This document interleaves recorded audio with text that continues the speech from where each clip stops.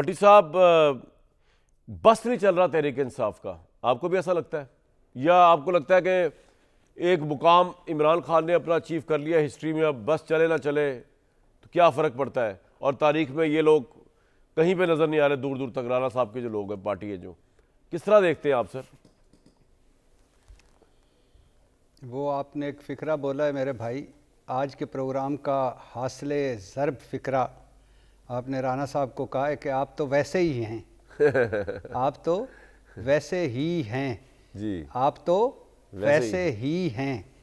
تو جو ویسے ہی ہیں انہوں نے کیا ہسٹری میں نام لکھوانا، کیا ہسٹری میں آنا، کیا ہسٹری میں جانا۔ رانا صاحب بھائی ہیں اپنے، ان کی ساری باتیں قبول۔ سر میں پاکستان تحریک انصاف کی خیبر پختونخوا میں حضور آپ کی طبع خوش ہو جائے۔ گورننس پرفارمنس کے بالکل مسائل ہیں، دہشت گردی بھی ہے اور ان کے بیانات بھی ٹھیک نہیں ہیں، لیکن میں یہی تین چیزیں آپ سے پوچھتا ہوں کہ آپ کی ٹھیک ہیں؟ یعنی میں نے تو ایک سوال پوچھا ہے نا کہ آئی ایم ایف کی رپورٹ میں کہاں آپ نے لکھا ہوا ہے، یا وہ میرے بھائی آپ تو ریکارڈ قرضہ لے چکے ہیں، اتنا قرضہ لے چکے ہیں کہ قرضے کا سود اتارنے کے لیے آپ کو قرضہ لینا پڑ رہا ہے، اور میرے بھائی 6.5 جی ڈی پی کا کرپشن میں چلا جاتا ہے۔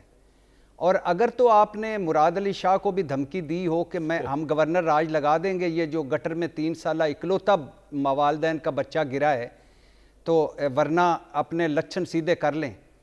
اگر آپ نے مریم نواز صاحبہ کو بھی کہا ہو کہ گورنر راج لگا دیں گے، ذرا بہتر کر لیں اپنے آپ کو۔ اگر آپ سرفراز بگٹی صاحب کو بھی کہا ہو تو ہم مان لیتے ہیں، لگائیں۔ اور دوسری بات ہے، لگا لیں، کیوں نہیں لگاتے؟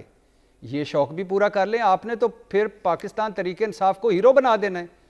وہ اگر ان کے کوئی مسائل ہیں، اگر دہشت گردی ہے، اگر اور آپ چیزیں سمجھتے ہیں مس مینجمنٹ ہے، تو وہ تو ہیرو بن جائیں گے۔ لگا لیں آپ گورنر، اور مجھے گارنٹی تو دے دیں ایک کہ گورنر راج لگانے کے بعد آپ دہشت گردی روک پائیں گے، گورننس پرفارمنس کے مسائل بہتر کر پائیں گے، اور آپ دودھ اور شہد کی نہریں بہہ جائیں گی۔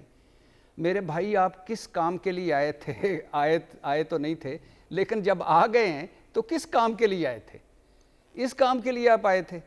اس کے بعد آپ نے ایک اور قرارداد لائیں، قومی اسمبلی میں پی ٹی آئی والے جو ہیں یہ ذرا ٹھیک طرح سے شور شرابہ کرتے ہیں، ان کو ادھر سے بھی نکال دیں، سینٹ سے بھی نکال دیں، صوبائی اسمبلیوں سے بھی نکال دیں، پابندی بھی لگا دیں، اس کے بعد گارنٹی دیں ملکی مسائل حل کرنے کی۔ اور بھائی، آپ نے تو 35 سال سے اس ملک کا بیڑا غرق کر دیا ہے۔ 35 سال سے ہم آپ کو بھگت رہے ہیں، آپ کی تیسری نسل بھگت رہے ہیں، ابھی بھی آپ کا پیٹ نہیں بھرا۔ بس کر دیں یار۔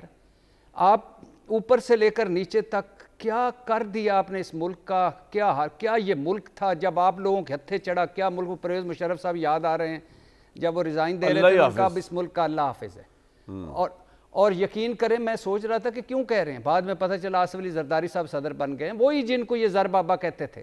ابھی نواز شریف صاحب نے اس قومی اسمبلی کے اجلاس سے چھٹی لے لی ہے، 26ویں آئینی ترمیم کو آئے ہیں، وہ ووٹ دے گئے، 27ویں کو صدر زرداری کو کہتے تھے کہ آپ کے پروگرام میں کہتے تھے اینڈ پہ ضرور کلپ چلائیے گا، یہ زر بابا ہے، 40 چور ہے، اس سے اتحاد کے بجائے کنویں میں چھلانگ ماریں گے۔ اور ادھر والے کیا کہتے تھے؟ یہ کیا کہتے تھے؟ اب ان کو تاحیات استثنا دے دیا کرپشن اور فوجداری مقدمات سے زرداری صاحب کو، اور تاحیات میں تو کہتا ہوں کہ اگلی حیات کا بھی کوئی ایک قانون بنائیں کہ اس کے بعد اللہ ان کو لمبی عمر دے، لیکن جب اوپر جائیں وہاں بھی استثناء ہوگا، یہ بھی کوئی قانون سازی کریں یا کوئی اس طرح کا کوئی جگاڑ لگائیں۔ بالکل ٹھیک سر، پتہ نہیں کیا لگے ہوئے ملک تجربات کی